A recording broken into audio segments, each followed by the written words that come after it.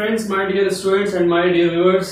Welcome to Leo Academy and this is Suresh Kumar Saini, your English teacher, and today we are going to discuss a very beautiful poem of class 11th CBSE, The Voice of Rain, written by Walt Whitman.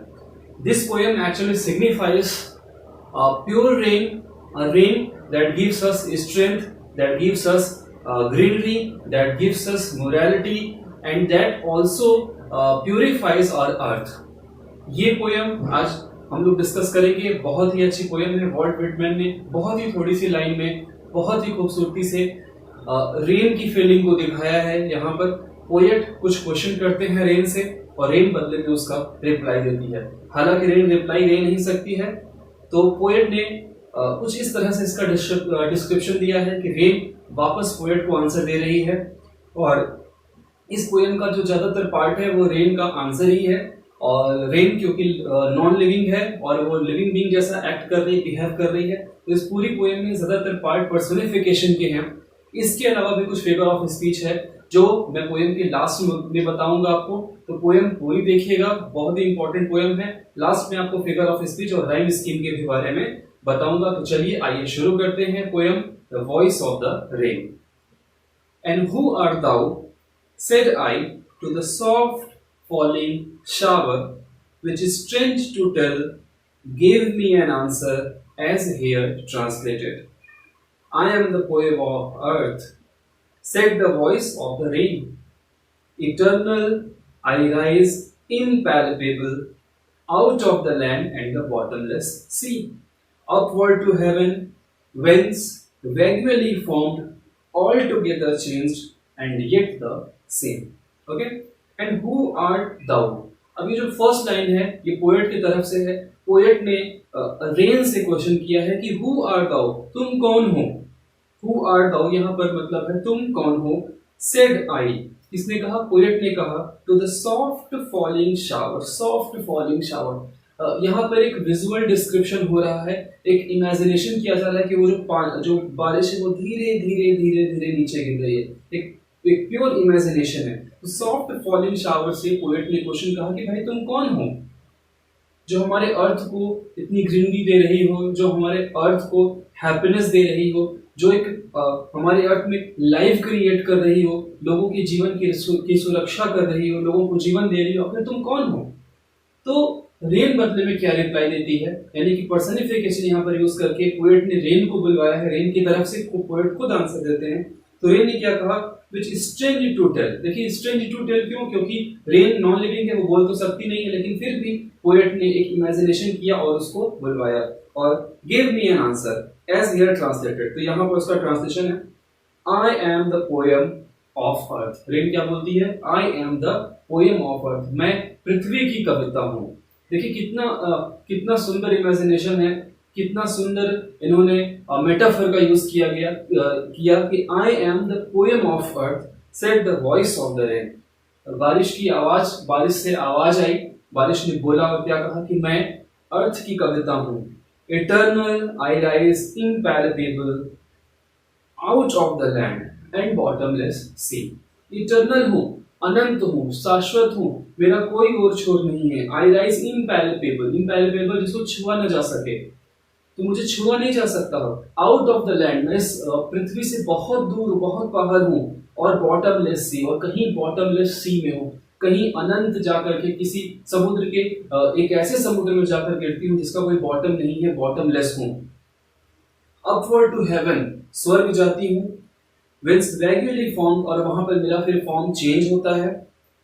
And yet the same, लेकिन मैं फिर भी same रहती हूँ। अब यहाँ पर देखिए, यहाँ पर वाटर साइकिल के ही बारे में पोएट बात कर रहे हैं। जिस तरह से वाटर पहले पृथ्वी से, पहले स्वर्ग से या आकाश से हमारे जमीन पर गिरता है, फिर उसका जो है वेपराइजेशन होता है, फिर वो ऊपर जाता है, फिर वो नीचे गिरता है, समुद्र से उठता है, समुद्र से पानी वेपर होकर के जाता है। तो ये पूरी साइकिल के बारे में यहाँ पर बात हो रही है। रेन वो बता रही है, क्या कहती है, अपवर्ड टू हेवन, ऊपर जाती हूँ, फिर वहां पे मेरा फॉर्म चेंज होता है और फिर मैं नीचे आती हूँ। लेकिन जो उसका स्वरूप है, जो उसका स्ट्रक्चर है, जो उसका फिजिकल अपीयरेंस है, वो एक है। पानी का नेचर एक है, वो कभी नहीं बदलता।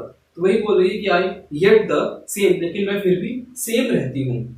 आई descend to lave the droughts, next stanza है, I descend to leave the droughts, atomies, dust layers on the globe, and all that in them.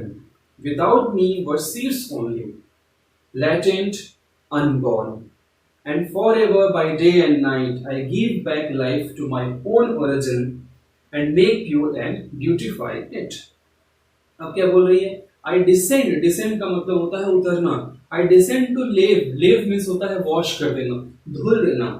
The drawers, drawers का मतलब जानते हैं सूखा, यानी कि धरती पर जहां जहां सूखा पड़ता है उस जगह को वो उस सूखे को वो अपनी बारिश से हरा भरा कर देती है, गीला कर देती है. वहां पर जन्म, पौधों का, नए नए जीवों का जन्म शुरू हो जाता है. एटमीज, यानी जो धूल के कण हैं, जो छोटे छोटे पार्टिकल्स हैं जो हमें दिखाई देते हैं, जो गंदे पार्टिकल हैं, बारिश होने के बाद वो नीचे बैठ जाते हैं तो उनको वो धुल देती है, साफ कर देती है.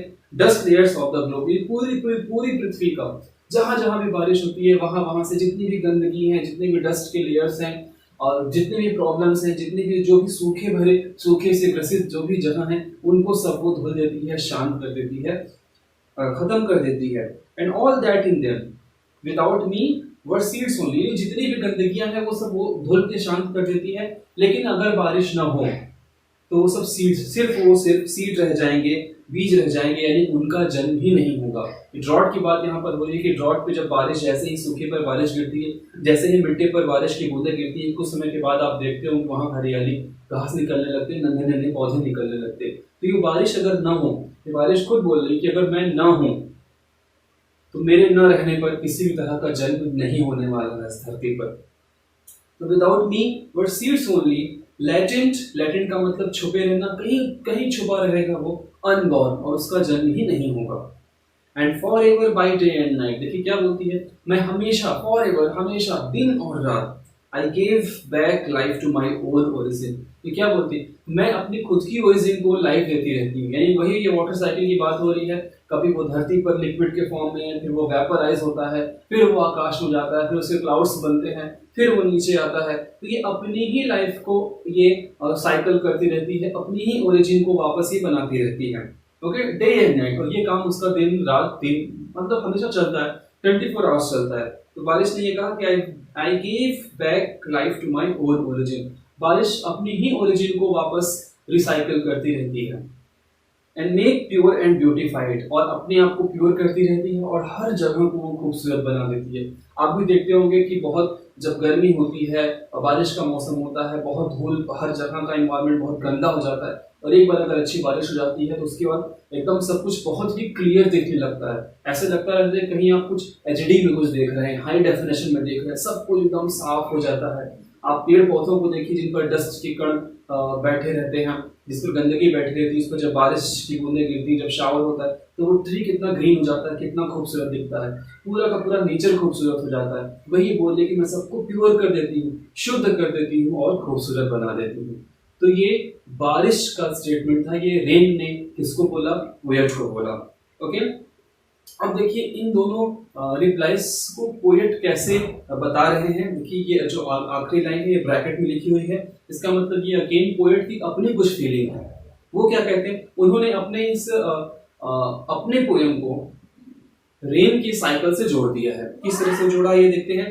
फॉर सॉन्ग, मेरा जो गीत है, जो मेरा जो संगीत है, मेरी जो कविता है, issuing from its birth place, ये भी अपने बर्थ प्लेस से जब इशू होती है, यानी जब ये लिखते हैं और कहीं बाहर जाकर लोग उसको गाते हैं, सुनाते हैं, ये वर्ल्ड में फैलती है, मार्केट में फैलती है. आफ्टर फुलफिलमेंट, और जब ये फुलफिलमेंट जब हर जगह पहुंच जाती है, लोग जब इसको पढ़ लेते हैं, सुन लेते हैं, गा लेते हैं, वॉन्डरिंग, चारों तरफ जब ये टहल लेती है, घूम जाती है, रिग्ड और अनरिग्ड. तो रिग का मतलब होता है केयर करना.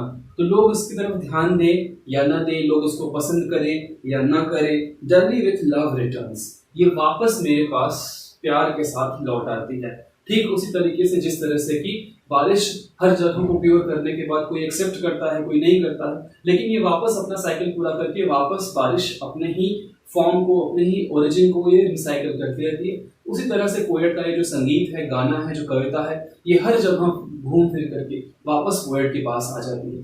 वापस पोएट के पास कैसे आती है? लव के फॉर्म में. यानी कि जब हमने कोई गाना सुना, हमने उसको पसंद किया, तो हमने जो भी सिंगर थे हम उसकी तारीफ करते हैं, उसको दुआ देते हैं, तो ये दुआ उसके पास लौट रही है, ये तारीफ उसके पास लौटती है। तो पोएट का भी यही कहना है कि जिस तरह से मेरा संगीत है उसी तरह से वाटर का साइकिल है, उसी तरह से बारिश है कि अपने ओरिजिन में ये वापस पहुंच जाती है। उसी तरीके से पोएट का जो ये गाना है, जो कविता है, ये वापस पोएट के पास पहुंच जाएगी। अब जैसे कि हम लोगों ने इस पोएम को आज पढ़ा तो हम लोगों ने वॉल्ट विटमैन की तारीफ की, शुरू में उनके बारे में हम लोगों ने जाना कि वो कितने अच्छे पोएट हैं, नेचर के बारे में उन्होंने कितना अच्छा लिखा, तो ये तारीफ, ये दुआ उनके पास वापस पहुंच रही है। ओके, क्लियर है? तो I think poem must be clear to you. बहुत आसान सी पोएम है लेकिन बहुत अच्छी पोएम है, बहुत अच्छी इमेजिनेशन का प्रयोग करके पोएट ने इसको लिखा है। ओके, अब चलिए इसकी राइमिंग स्किल के बारे में बात करते हैं। And as you know well there are no rhyming words, कोई भी राइमिंग वर्ड्स किसी भी स्टैंजा में नहीं है। तो जब राइमिंग वर्ड नहीं होते हैं तो पोएम क्या होती है, बताइए, आप बताइए। कई बार आपको बता चुका हूं, ब्लैंक वर्ड्स होता है या फ्री वर्ड्स उसको कहते हैं। ठीक है, अच्छा, अब फिगर ऑफ स्पीच के बारे में बात करेंगे। फिगर ऑफ स्पीच जैसे मैंने पहले ही बताया है कि ये पूरी की पूरी पोएम ज्यादातर पर्सनिफिकेशन से भरी हुई है, क्योंकि जो उसका टाइटल है the voice of the rain, voice, rain का साउंड होता है, उसकी वॉइस नहीं होती, लेकिन यहाँ पर वॉइस के बारे में बात की जा रही है। पहले ही इसके टाइटल में ही पर्सनिफिकेशन है। ओके, अब फर्स्ट लाइन देखते हैं फर्स्ट स्टैंजा की, सॉफ्ट फॉलिंग शावर। तो हमने बताया था इसका विजुअल डिस्क्रिप्शन हो रहा है, इसको विजुअलाइज कर रहे हैं पोएट। तो जब भी विजुअल डिस्क्रिप्शन होता है, हमने बताया था आपको, इमेजरी फिगर ऑफ स्पीच यहाँ पर हो जाएगा। सॉफ्ट फॉलिंग शावर में इमेजरी फिगर ऑफ स्पीच होगा।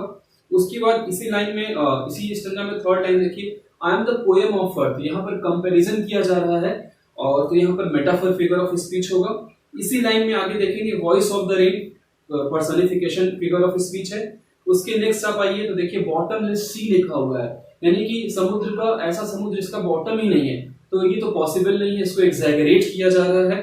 यहाँ पर हाइपरबोल फिगर ऑफ स्पीच होगा। नेक्स्ट स्टैंजा में हम लोग चलते हैं। नेक्स्ट स्टैंजा की फर्स्ट लाइन देखिए, ड्रॉट्स एटॉमिक्स जस्ट लेयर, तीनों ही जो वर्ड है उसके लास्ट में एस अल्फाबेट रिपीट हुआ है, कॉन्सोनेंट है, और हमने बताया था जब लास्ट में कॉन्सोनेंट रिपीट होते हैं तो वहां पर कॉन्सोनेंस फिगर ऑफ स्पीच हो जाती है। ओके, इसके अलावा एकदम लास्ट में देखिए रिक्ट और अनरिक्ट लिखा हुआ है, दो अपोजिट वर्ड को साथ में रखा गया है, तो ऑक्सीमोरॉन फिगर ऑफ स्पीच होगा। क्लियर? तो आई थिंक अब फिगर ऑफ स्पीच भी आपको क्लियर हो गई होगी। दूसरी इंपॉर्टेंट बात, डिस्क्रिप्शन में इसकी छोटी सी समरी दी हुई है और कुछ इंपॉर्टेंट क्वेश्चन दिए हुए हैं, आप उसको जरूर देख लीजिएगा, जरूर पढ़ लीजिएगा और अपनी प्रॉब्लम को कमेंट करके बताइएगा।